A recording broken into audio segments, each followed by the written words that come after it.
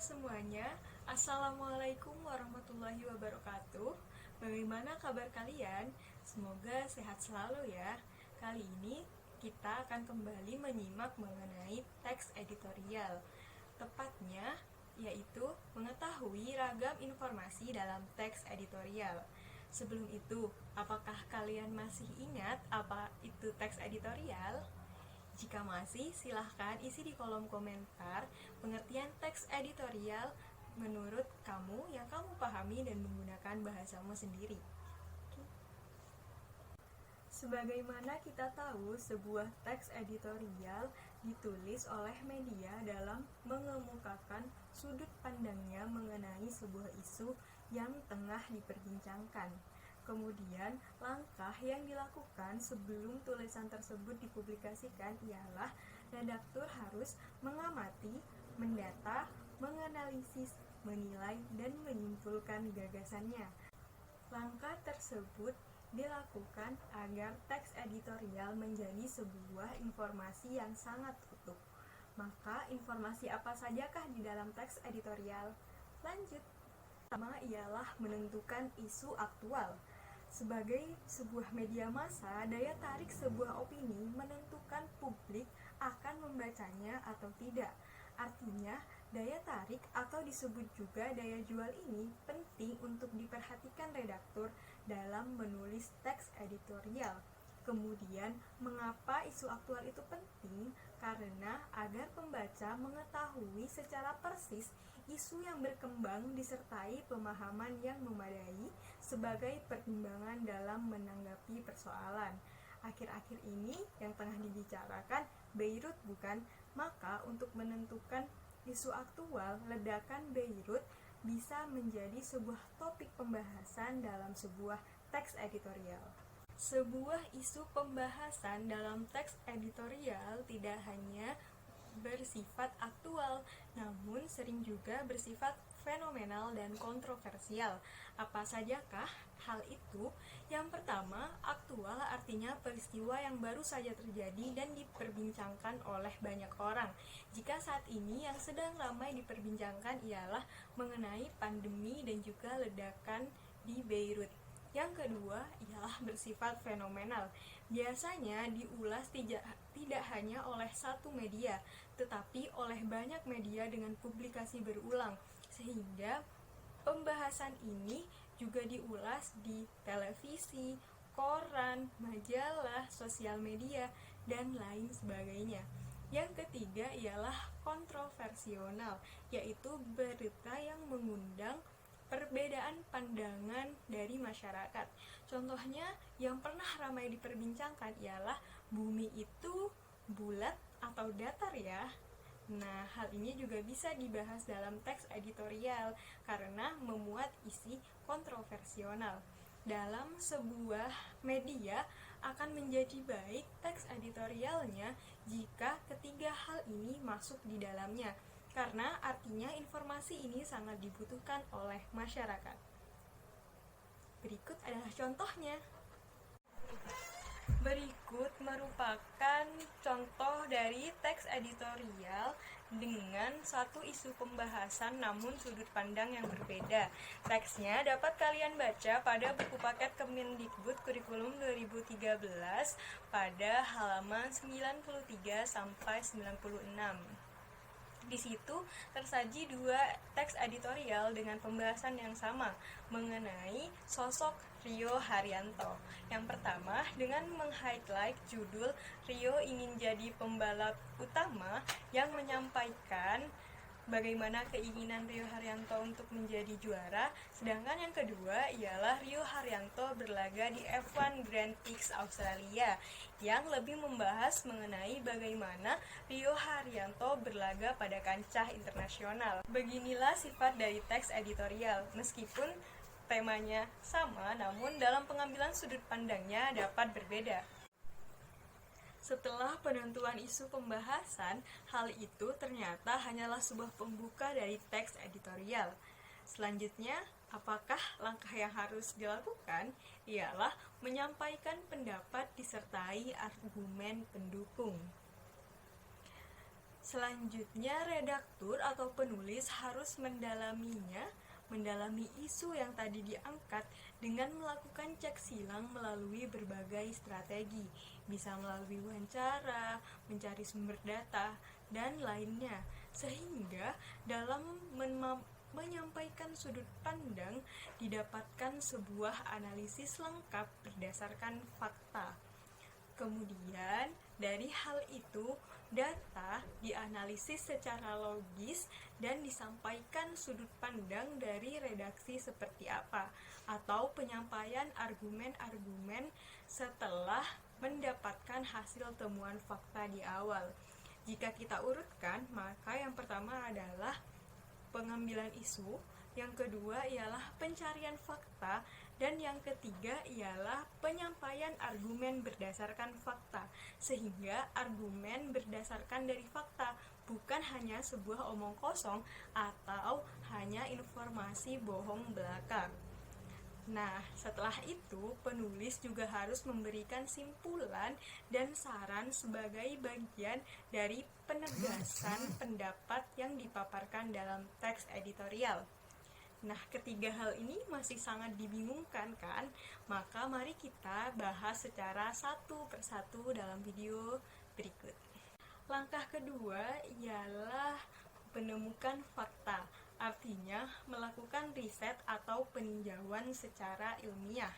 Bagaimanakah sebuah isu ditinjau secara ilmiah? Dapat dilakukan dengan cara wawancara dengan tokoh kompeten, melihat data dari berbagai sumber informasi resmi seperti undang-undang, peraturan terbaru, peraturan rektor misalnya, dapat juga kutipan buku, dan hal lainnya.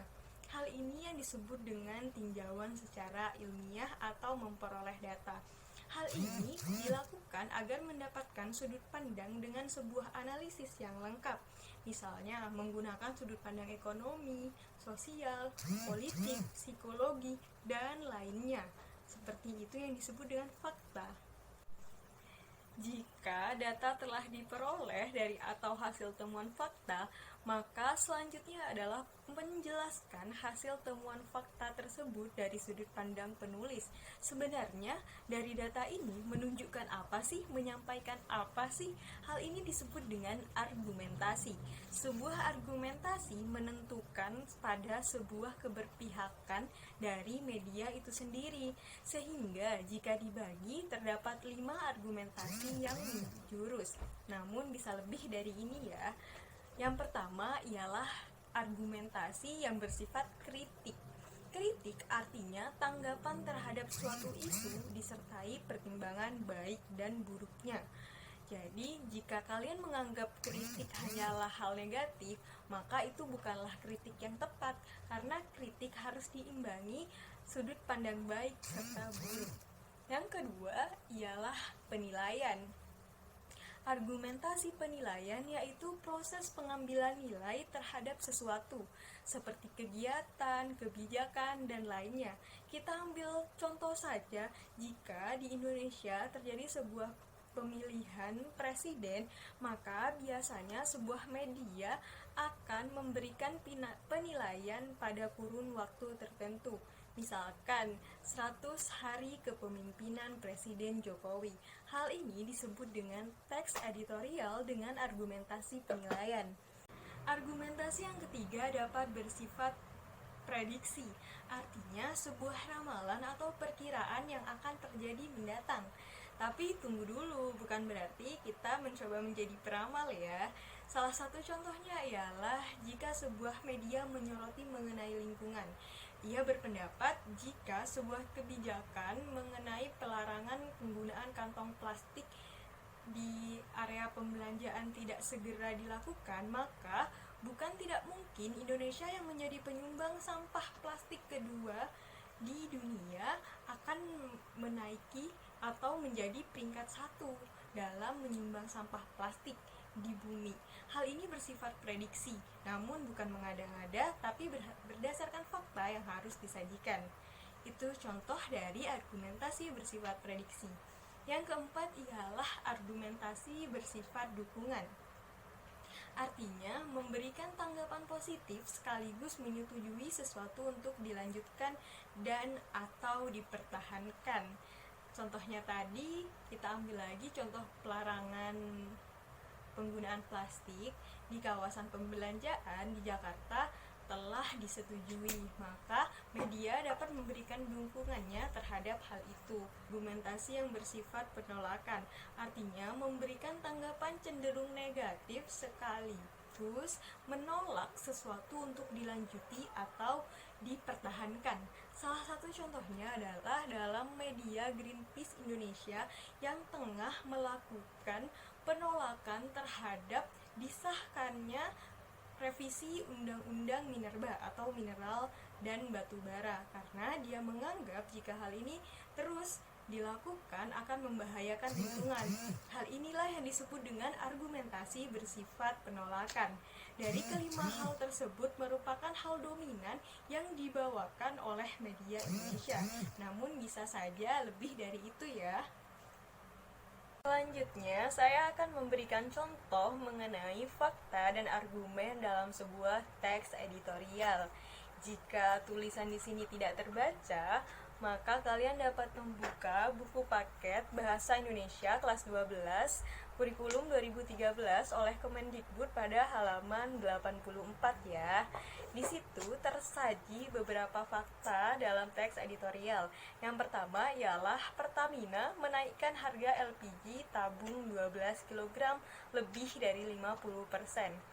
Kemudian yang kedua, akibatnya sampai di tingkat konsumen harganya menjadi Rp125.000 sampai Rp130.000.